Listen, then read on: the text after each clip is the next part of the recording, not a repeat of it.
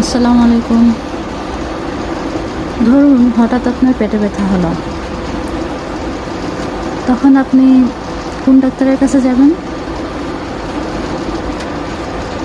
অথবা ধরুন আপনার মাথা ব্যথা হচ্ছে, মাইগ্রেনের সমস্যা হচ্ছে, তখন আপনি কোন ডাক্তারের কাছে যাবেন? এলাকার সবথেকে নামকরা ডাক্তারের কাছে যাবেন? না। আমরা আসলে এখনও এটাই জানি না, অনেকেই জানি না, অনেকে আবার জানি, অনেকে জানি না যে কোন রোগের জন্য কোন ডাক্তারের কাছে যেতে হবে। আজকের ভিডিওতে আমি এই বিষয়টা নিয়েই আলোচনা করব। যদি আপনার মাথা ব্যথা বা মাথা ঘোরায়, স্ট্রোক, মাইগ্রেন এই সমস্যাগুলোর জন্য আপনি যাবেন নিউরোলজিস্ট ডাক্তারের কাছে। আপনার যদি কিডনিতে কোনো সমস্যা থাকে, প্রস্রাবে ইনফেকশন থাকে, তাহলে আপনি যাবেন ইউরোলজিস্ট ডাক্তারের কাছে। কোমরে ব্যথা, হাঁটুর হাড় ক্ষয় হয়ে যাচ্ছে, হাঁটু থেকে শব্দ আসে, তাহলে আপনাকে যেতে হবে অর্থোপেডিক্স ডাক্তারের কাছে। স্ত্রীরোগ বিশেষজ্ঞ আমরা সবাই জানি মোটামুটি গাইনোকোলজিস্ট।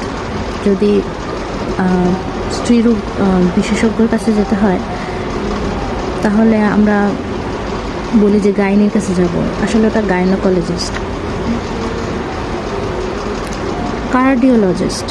কার্ডিওলজিস্ট হচ্ছে হৃদরোগ বিশেষজ্ঞ।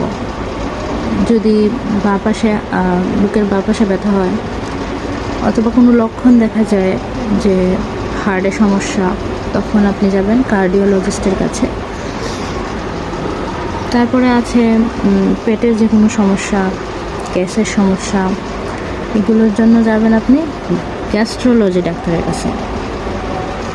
গ্যাস্ট্রোলজিকে বলে লিভার বিশেষজ্ঞ। তারপরে আছে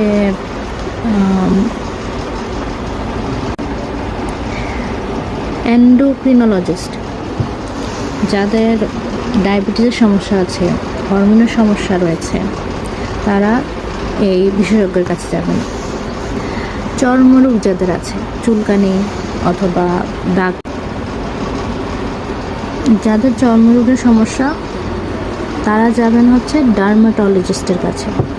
ডার্মাটোলজিস্ট মানে হচ্ছে চর্মরোগ বিশেষজ্ঞ।